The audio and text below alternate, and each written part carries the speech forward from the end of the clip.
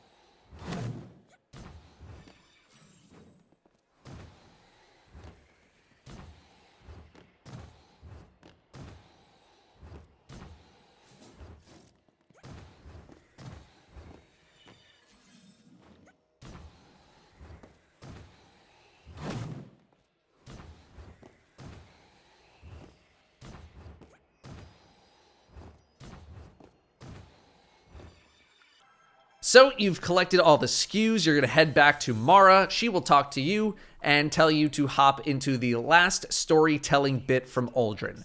And then you get the gun. Except that you don't.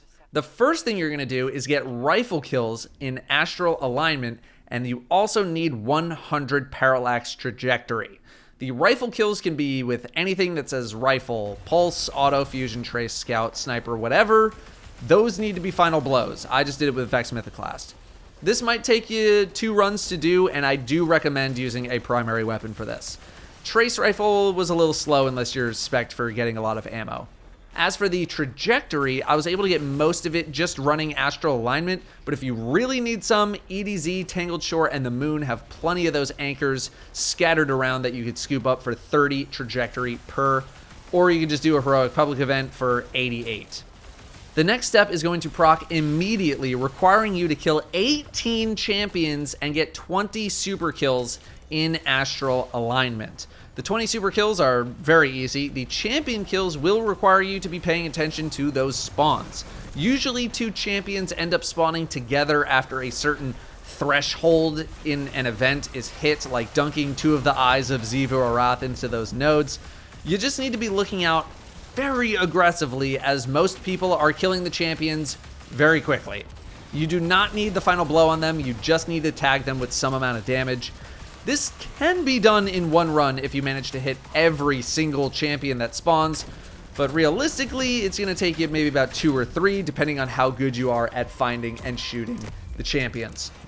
After that, you will need to run 3 strikes, Lake of Shadows, the Disgraced, and the Glassway for an item that drops out of the final chest. You can just run these directly from the director menu. There is no special instance of these strikes. Head back to Mara as soon as you're done with those. After the strikes, you should be able to access the Scepter, and after doing so, you'll get to play around with it in a mission where you get to see its power, and it is quite powerful. After this mission, you're done after a chat with Marasov.